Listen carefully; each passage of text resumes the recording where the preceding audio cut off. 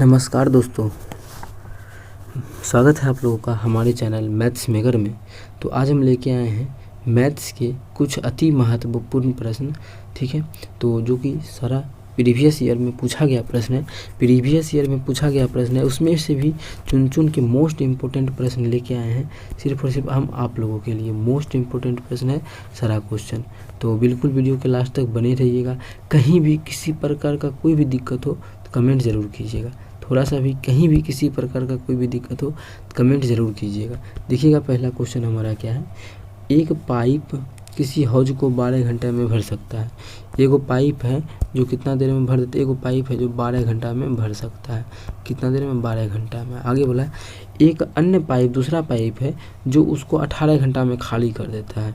हो सकता है उसमें कहीं पे छेद हो, वो 18 घंटा में उसको खाली कर देता है। अच्छा का पाइप तो 12 घंटा में भर देता है, दूसरा पाइप जो है उसको 18 घंटा में खाली कर देता है। एगो 12 घंटा में भरता है, दूसरा 18 घंटा में खाली कर देता है पूरा।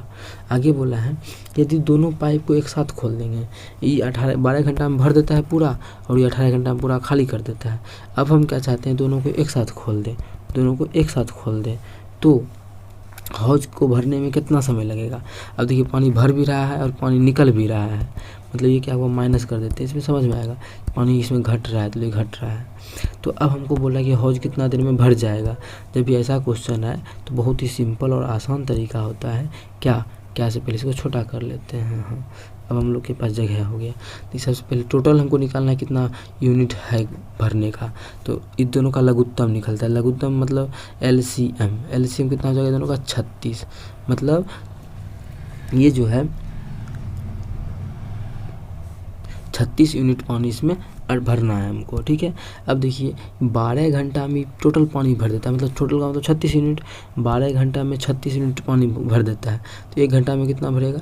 1 घंटा में 3 यूनिट पानी भर देगा, ठीक है। और देखिए ये जो है खाली करने वाला है, टोटल पानी कितना देर में खाली कर देता है? 18 घंटा में, ठीक है। टोटल यूनिट का मतलब 36 यूनिट पानी।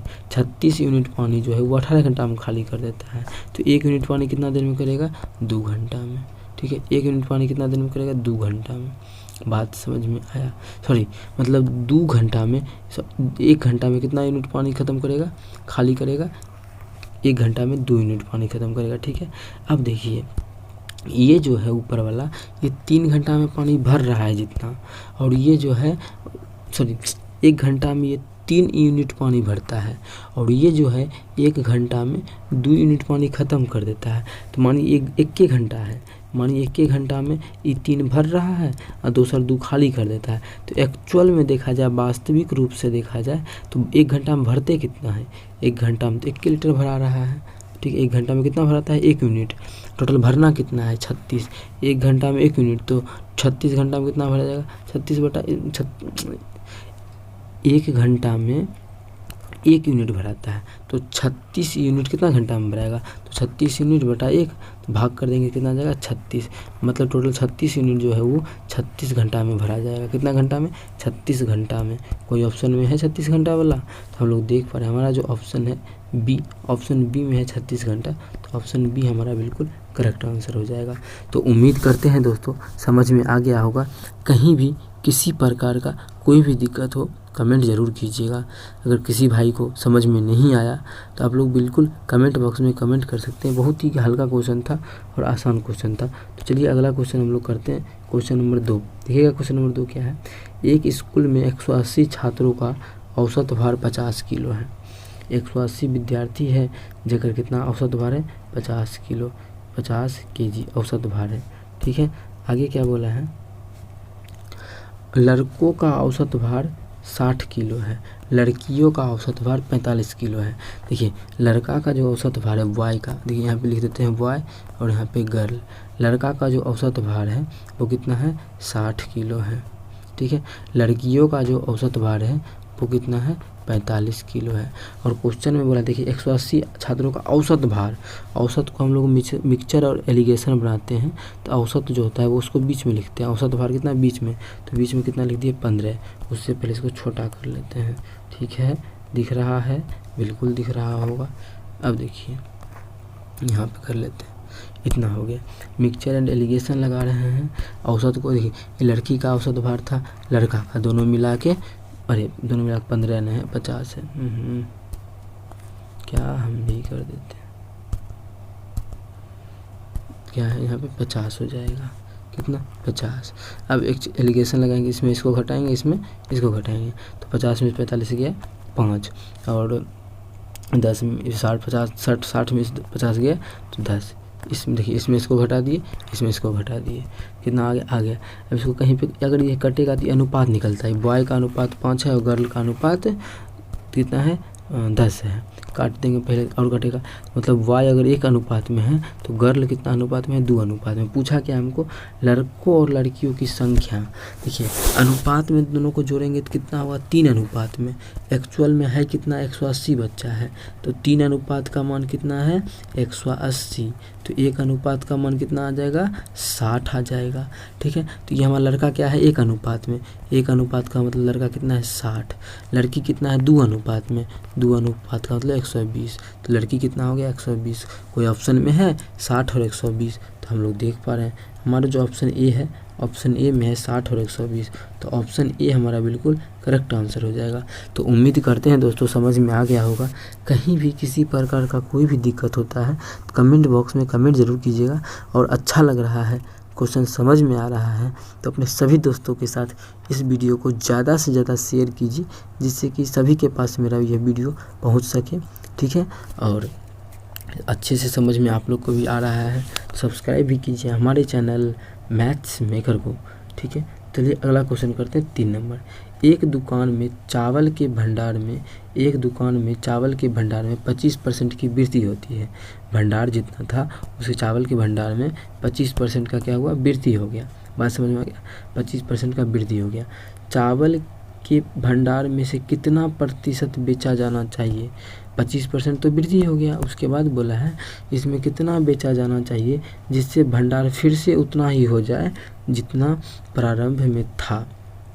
ठीक है, भंडार चावल के भंडार में से कितना प्रतिशत बेचा जाना चाहिए। 25% तो दाम उसका बढ़ गया।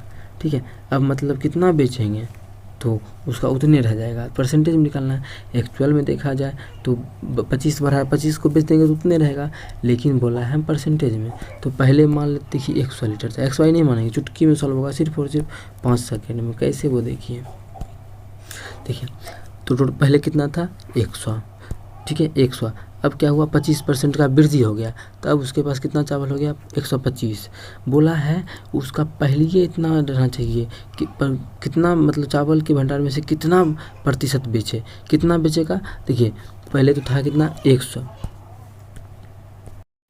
था, कितना 100, अब कितना हो गया 125। कितना बेचेगा तो उतना ही रहेगा। अगर मानिए 25 बेचारा बेच दे, 25 अगर बेच देगा तो 21 बच जाएगा। 125 है, 25 बेच देगा तो जितना पहले था उतने रहना चाहिए। तो बोलता भी है कि भंडार में फिर से उतना ही हो जाए, तो कितना बेच देंगे तो उतना हो जाएगा। 25 बेच देंगे तो उतना ही हो जाएगा। कितना में 25 बेच रहे हैं, तो अब तो हमारा है 125, 125 में 25 बेचेंगे, परसेंटेज निकालना है तो 100 से गुना कर देंगे। कुछ कट रहा है तो काट देंगे, तो 25 बचे 125, 5 दूना 10 20, मतलब 20% कितना भंडार में से 20% बेचा जाना चाहिए। जब 25% का वृद्धि किए तो 20% बेच देंगे तो उतना ही रह जाएगा। कोई ऑप्शन में है तो हम लोग देख रहे हैं, हमारा जो ऑप्शन बी है, ऑप्शन बी में है 20%, तो ऑप्शन बी हमारा बिल्कुल करेक्ट आंसर हो जाएगा। तो उम्मीद करते हैं दोस्तों समझ में आ गया होगा। कहीं भी किसी प्रकार का कोई भी दिक्कत होता है तो कमेंट बॉक्स में कमेंट ज़रूर कीजिएगा। ठीक है, जितना हमसे हो सकेगा हमें मदद करेंगे किसी भी क्वेश्चन में, कुछ भी चीज़ में। ठीक है, तो आई होप आप लोग को समझ में आ गया होगा। तो अगला क्वेश्चन करते हैं, क्वेश्चन नंबर 4। देखिए क्वेश्चन नंबर 4 क्या है, ए और बी की आय का अनुपात 5:4 है। दोनों के आय का मतलब इनकम का अनुपात कितना है 5:4 है। ए और बी का और ए और बी के व्यय का मतलब खर्चा का अनुपात 3:2 है। खर्चा को एक्सपेंडिचर बोलते हैं, मतलब खर्चा का अनुपात कितना है 3:2 है। खर्चा का जो अनुपात है वो कितना है 3:2। तो वर्ष के अंत में दोनों 800 रुपये बचाया। तो ए का आय ज्ञात कीजिए। किसका निकालना है, ए का हमको आय निकालना है। कितना रुपये बचत किया है वर्ष के अंत में 800। देखिए अब कमाता है 5 अनुपात में देखा जाए ए का कमाता है 5, खर्चा कर देता है 3, तो बचाएगा कितना, ये 2 अनुपात में बचाएगा अनुपात। अगर बी का देखा जाए तो कमाता है 4, खर्चा करता है 2, तो ये कितना बचाता है, ये तो 2 बचाता है। अब देखिए अनुपात बराबर है तभी हम नियम लगाएंगे, अगर नहीं है अनुपात बराबर है कि देखिए दोनों तो अनुपात में है और दोनों क्या करता है यहाँ पे जो है दोनों क्या बोल रहा है कि दोनों यदि वर्ष के अंत में दोनों 800 रुपये बचाया, दोनों 800 रुपये बचाया, तो यहो 800 बचाया, यहो 800, तो बचत भी देखिए दोनों का 800 रुपये बराबर है।